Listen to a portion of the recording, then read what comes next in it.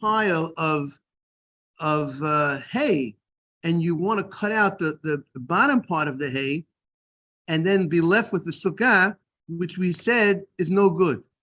And the Gemara said that our Mishnah, by placing the bundles on top, is invalid rabbinically, but the case of cutting out the bottom of the haystack is invalid on the Torah law, because the ceiling there was never made in a kosher fashion.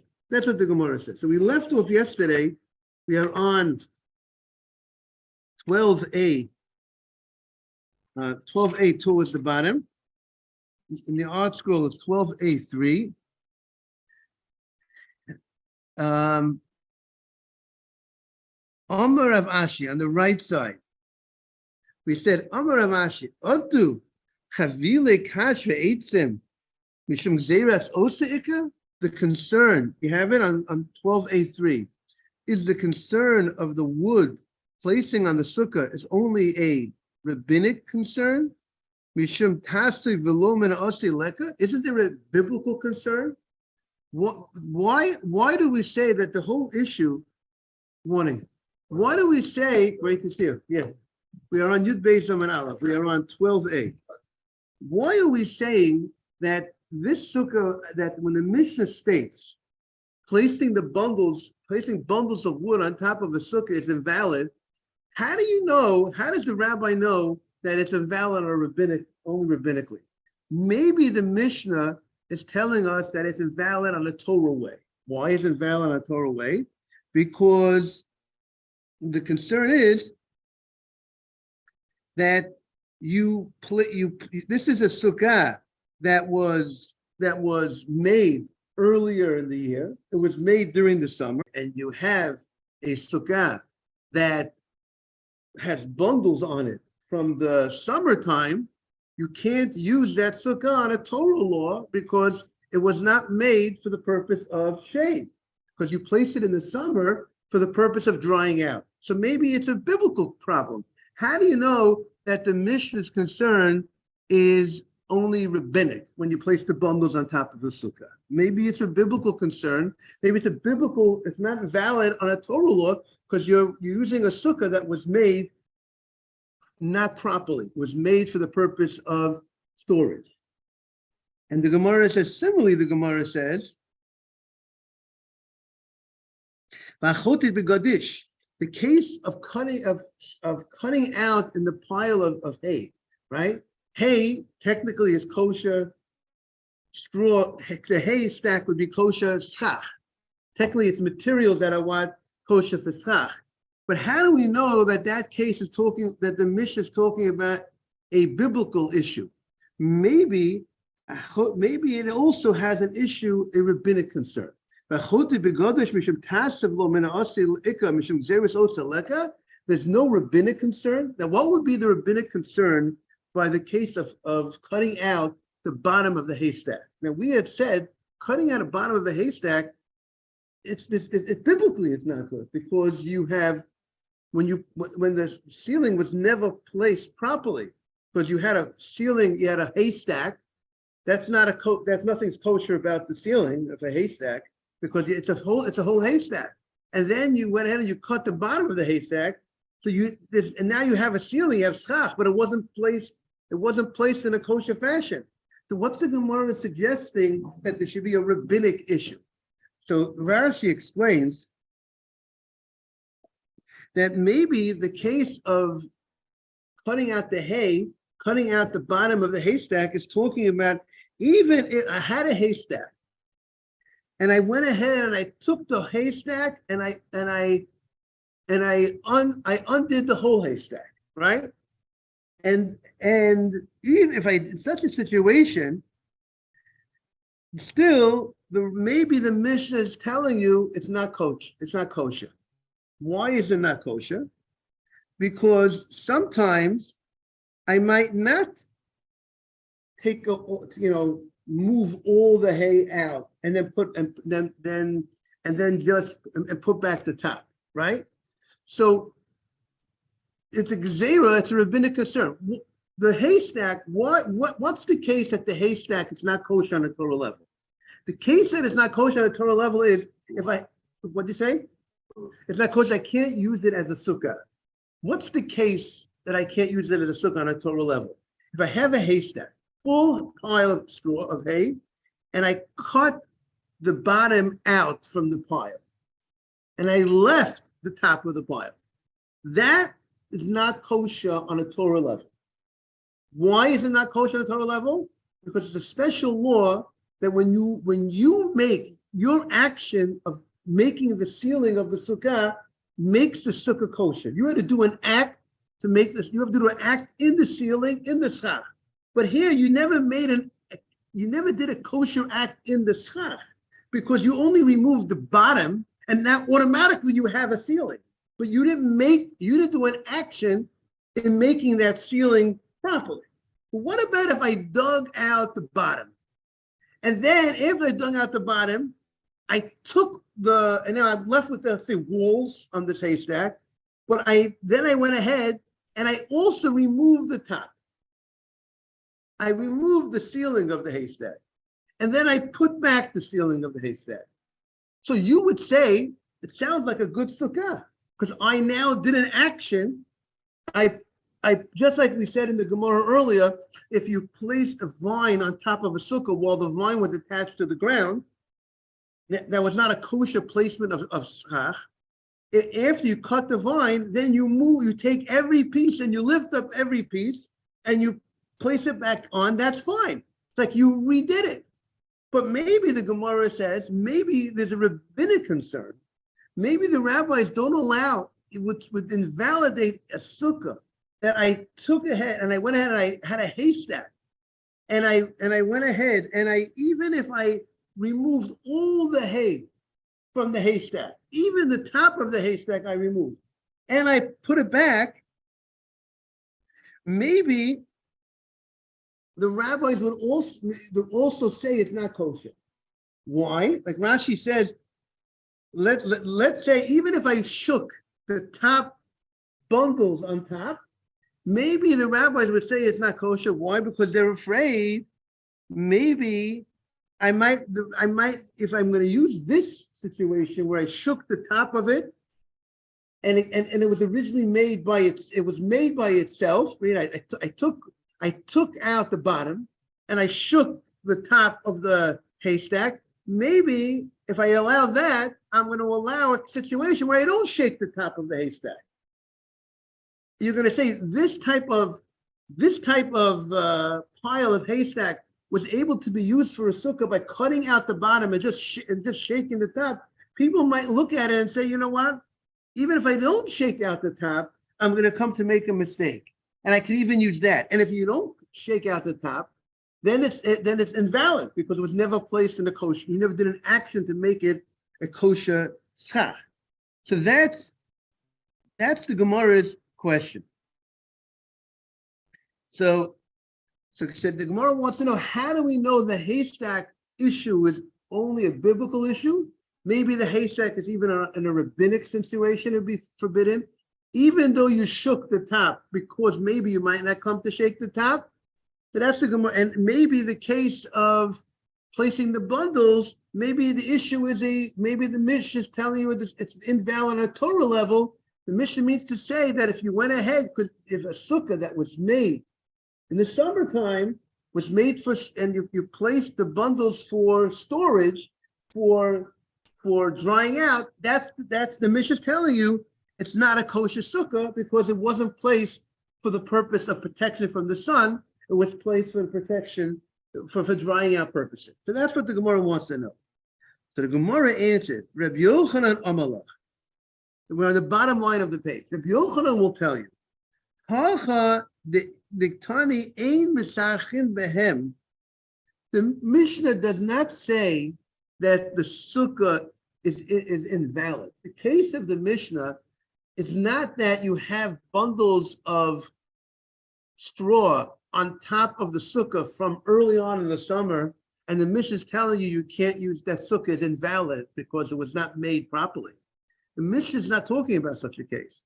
The Mishnah is talking about, I want it today. I want to take the bundle today, right? Day before Sukkot, and I want to place it with the intention. I want to use this. I want to use this for a ceiling, for protection.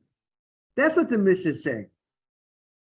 The fact that it says, I can't, the Torah is telling me today I can't use this for schach. So the Mishnah is talking about lechatchilahu, the aim. Now we're turning the page. The Mishnah is only telling the lechatchilahu, the aim sochachet. The Mishnah is telling me I can't do this today because mishum gzeirat otzar.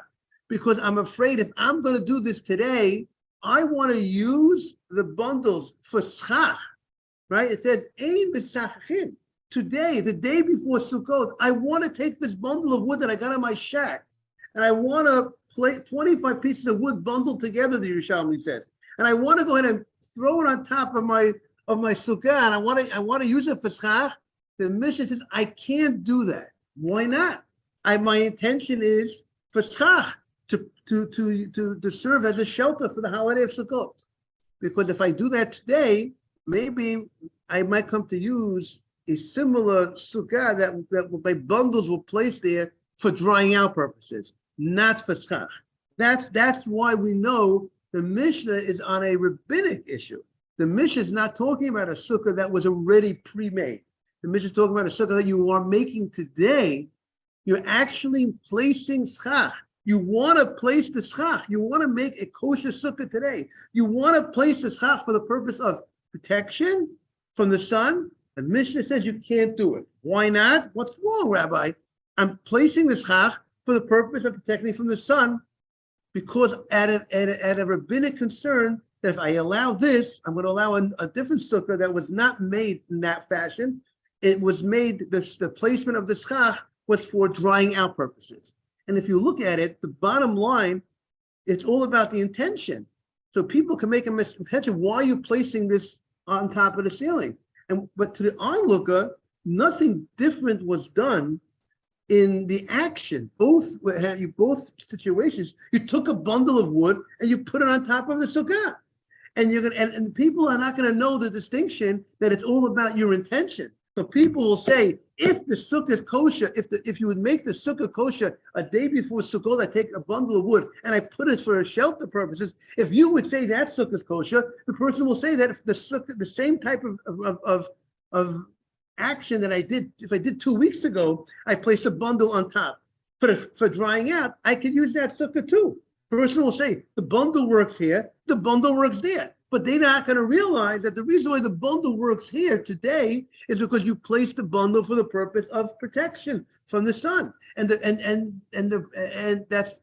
bundle that was from 2 weeks ago is not kosher because it wasn't placed as a protection; it was placed for storage, for drying out. So therefore, the rabbis wanted to ensure that people don't make the mistake. So therefore, that's why our Mishnah is talking on a rabbinic level. However, the Gemara says, Hatam, over there. Now we're on the second line from the top. We are on 12A, 12B, 12B1.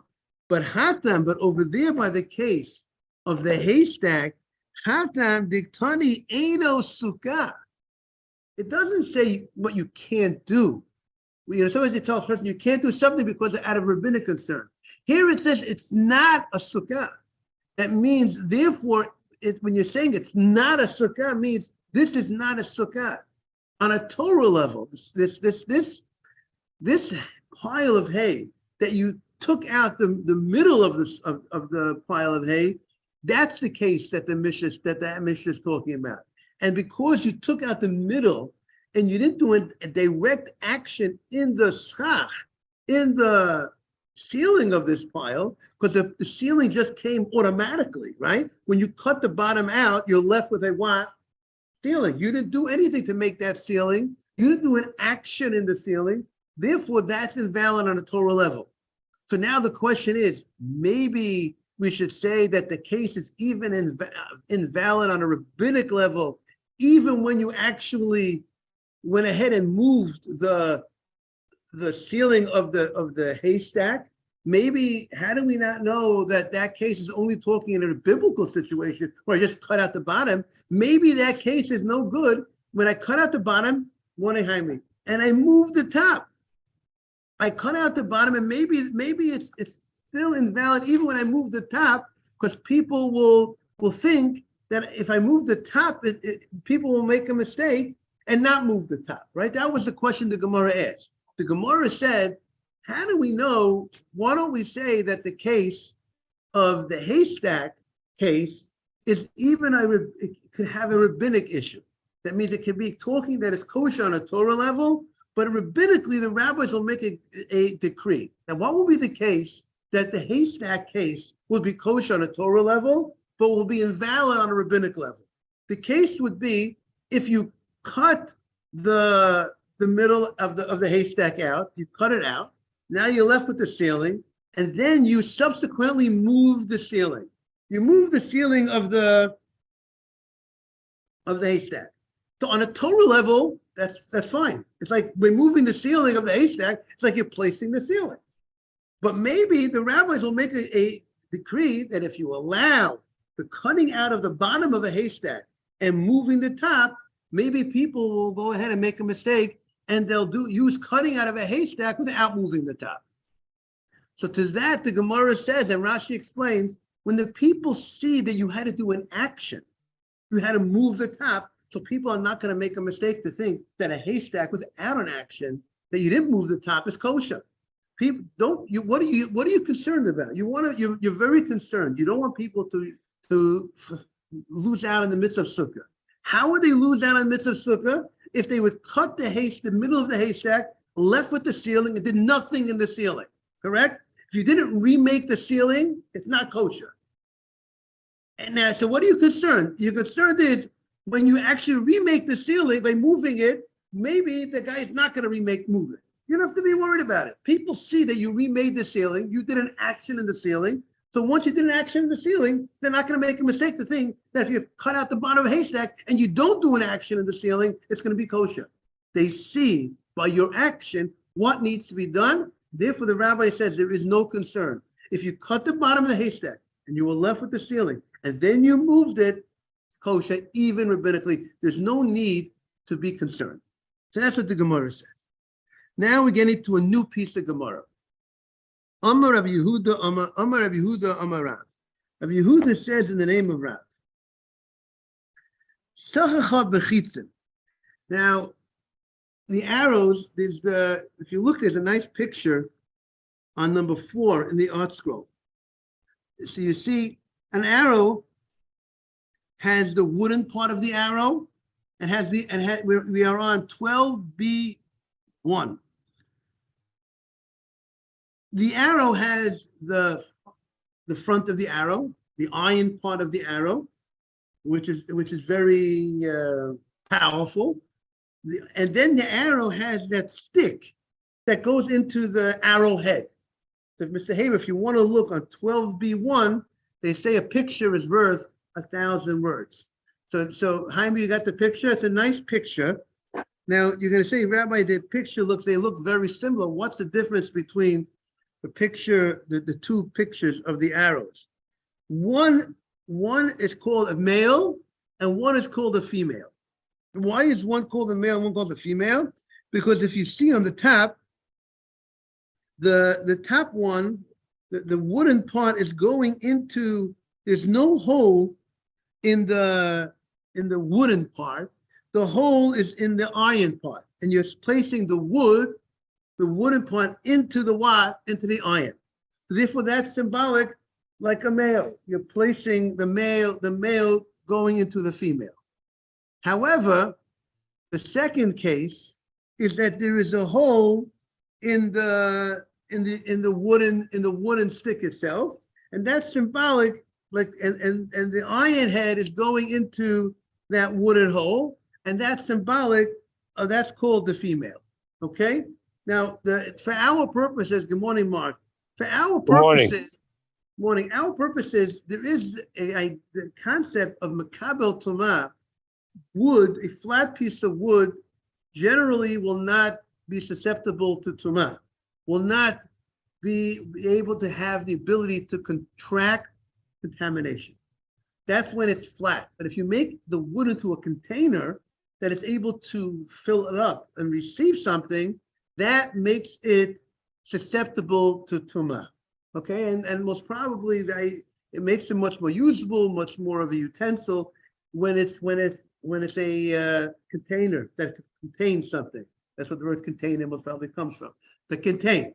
And therefore, the difference would be that the male case, the one that the piece of wood that is the male part, if let's say you want to go ahead and you want to make a succah, you say you have a lot of these pieces of wood, they're not inside the arrow, because the arrowhead is metal and it's mekabel tumah, it receives contamination.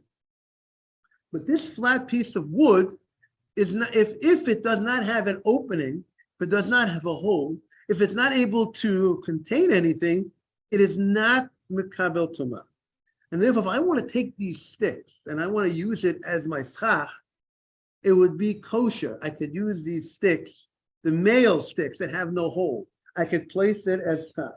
The female sticks, the sticks that have a hole in it, and the arrowhead goes into that hole, being that it has a hole that it contains something, that's called a container, and then therefore it would be invalid for use as schach. Is that clear? Because it's tameh. It is something that receives contamination, and something that receives contamination cannot be used as your material for the schach. Mr. Batesh, is that clear? Okay. Okay. So the Gemara says like this: Amar Rav Yehuda, Amar Rav. Rav Yehuda says the name of Rav. Succah, if you made the schach, you made the cover of the sukkah bechitzin zecharim, with the arrow, not the arrow part, the wooden part of the arrow, that's the male, that doesn't have an opening, kasheira. It's kosher. And the chidush is that even though it's a utensil, but it is a flat utensil. It's a flat piece of wood, and a flat piece of wood does not contract contamination. And it can be used for schach, meaning this has purpose. This is a piece of wood that you're going to put into an arrowhead, into a metal, but even though it's a utensil, but since it's a flat piece of wood, it's fine. However, the nekevo, if you use that wooden piece, that wooden stick that has a hole in it, then it's besula. That would not be able to be used for schach, because that is able to, since it has an opening, it could contain something, it could hold something. If the fact that it could hold something means that it receives contamination, therefore it can't be used as schach. That is the contribution of Rabbi Yehuda in the name of Rav. He says these two halachot. So the Gemara wants to understand, what is his contribution? What is he coming to teach us? Something that's obvious, the rabbi does not come to teach us. Something that anybody can figure out on their own, we don't need the rabbi to tell us that. Something that's obvious, so that's what the Gemara wants to know. Zecharim kisheira, you told me the wooden part of the arrow is kosher to use as schach. So the Gemara says, pshita, it's obvious it's kosher as schach.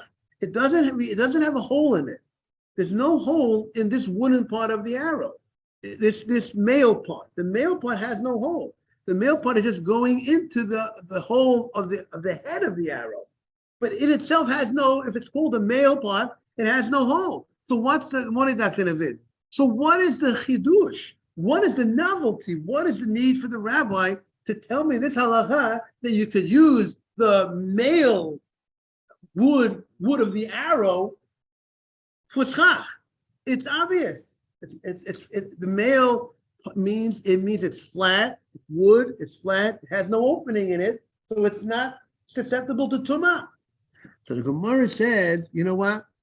Mao de tema, you might have thought that the rabbis would have made a gezerah.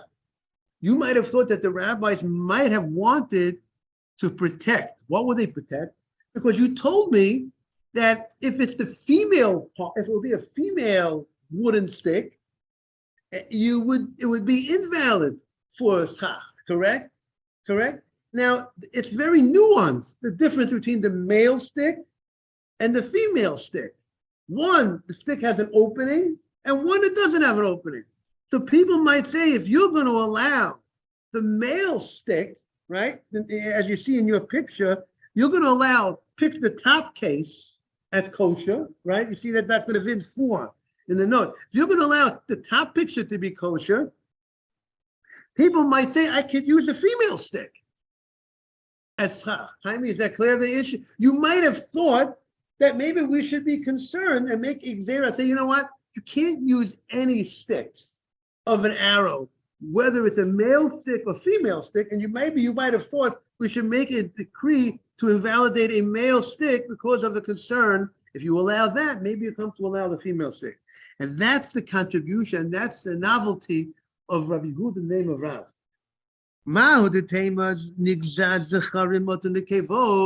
You might have thought you should make a decree and invalidate and say it's not good to use the male stick because you might come to validate and use a female stick.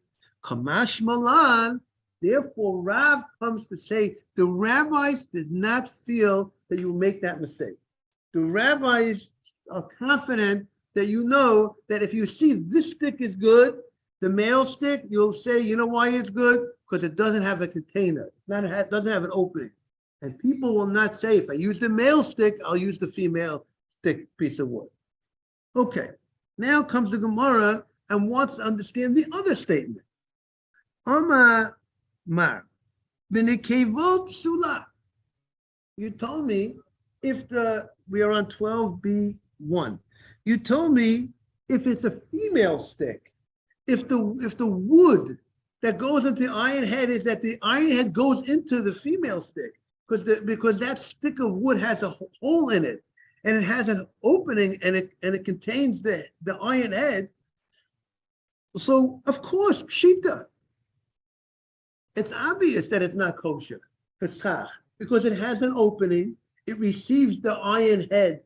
So do you need to tell me that something that's a piece of wood that's a container that receives tumah that it's unfit for schach? We know that's a basic law.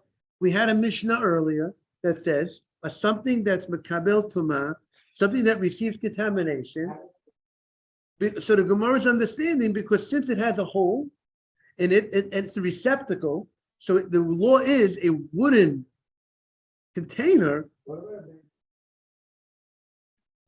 So the bamboo sticks don't have a hole in the bamboo stick to contain something. The bamboo stick is a straight piece of wood. You're saying material and sections that are closed up on the outside. They are closed up on the outside. And the other thing is, it could be it's not made to, maybe it's not made to hold anything anyway. Even if it would have a hole, but it's not. Maybe it's not made. If it's not made, it needs. Even I would think a hole would have to have a purpose to contain something.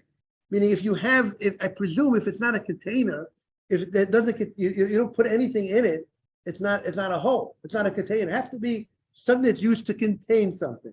So nobody uses a bamboo stick to put something inside the bamboo stick, right? When you take a wooden utensil, a wooden cup, you're putting stuff inside the wooden cup, right? But no.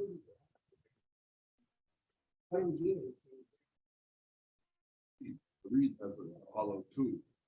So you're saying maybe if the bamboo stick will be made in such a fashion, morning mark, that it's made to put in an iron head, right? That's what you're saying. That's what it is, right? Okay. Right. It would sound like it's a good point. It would sound like if there would be something that could be used as a container, so you would put something in it, it should be a problem. What did he put in there? But the end, but doesn't go. In other words, you can't hold the bamboo stick. 6 feet from one end to the So other. you see that? He said it's not, could you put an arrowhead at the top? If you don't again, naturally, meaning without cutting a hole in the front of that. Okay. I could make a bamboo stick.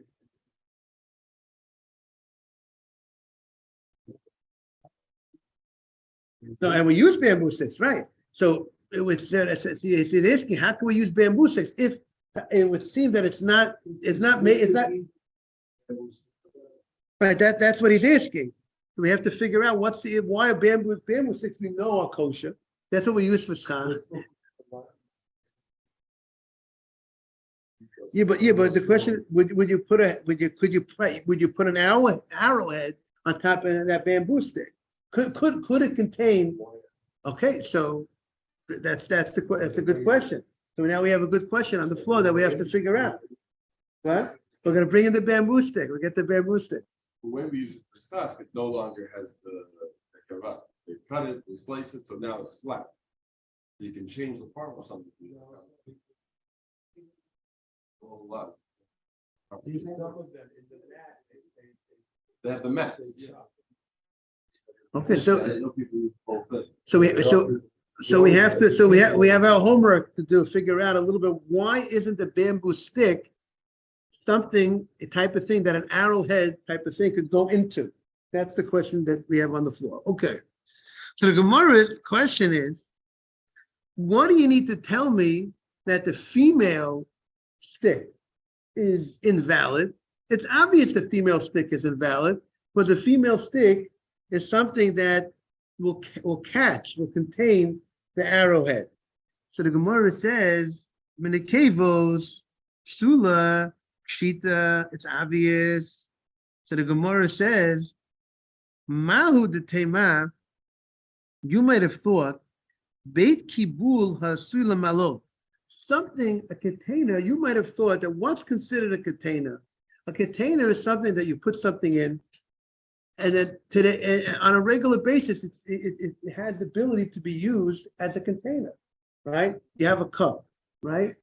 It's always there as a container. But this stick that you're going to be using to contain is not going to be a container that's going to go ahead and be used, something putting in and taking out. It's going to be and the arrow is going to remain, the arrowhead is going to remain inside that container. So the Gemara says, you might have thought that base kibul hasula malot, the fact that it's going to be filled up, it's going to be filled with the arrowhead, that's not called a container. A container is something that's used regularly to fill up. Today you fill it up, tomorrow, next week. So that's called, it's there to put something into. And to use it, but once you go ahead, something that's going to become like one, that you put the arrowhead in it, and now it's like it's one stick. It's no longer like a container that do you have something that I could store something into today? I have nothing. The hole is gone. I already put the arrow in it. It's a permanent type of situation. So I might think that's not called a container. So the chidush is, the novelty is that even though this is going to be filled up permanently, it still has the status of a container. And therefore, it would be susceptible to tumah now. As of now, it's susceptible to tumah, and therefore I can't go ahead and place it on my sukkah to use it as schach. That's what the Gemara says. Ma'u de tema. I might have thought, Beit kibul ha'asula malot, something that's going to be filled up. Lo shmei kibul. It's not considered a container regarding contamination. So Kamash Malan, therefore Rav teaches us that these wooden part of the wooden stick of the arrow that has a hole in it, even though it's going to be filled forever, it's still considered a container, and therefore it's still susceptible to contamination, and you cannot use it as what? As schach. Now, the next Gemara, what we're going to see on Monday, is going to talk about flax and different stages of the flax. Can it be used as schach or not? And stay tuned for Monday regarding other types of materials. I want to wish everyone a beautiful Shabbat. Mr. Mitesh, great having you. I don't know, your volume might have been off, Mr. Mitesh. Okay, but we have you. That's what counts. Have a great day. Have a great Shabbat. All the best to everybody. Even though they say Monday's a holiday, whatever, illegal, whatever, they say Monday, this Monday has some sort of title supposedly. But, what? Yeah, Juneteenth, I think so. I think so. I think it made it a legal holiday, yes. I think they made it a legal holiday, but we're going regular over here, everybody. So look forward to seeing everybody Monday.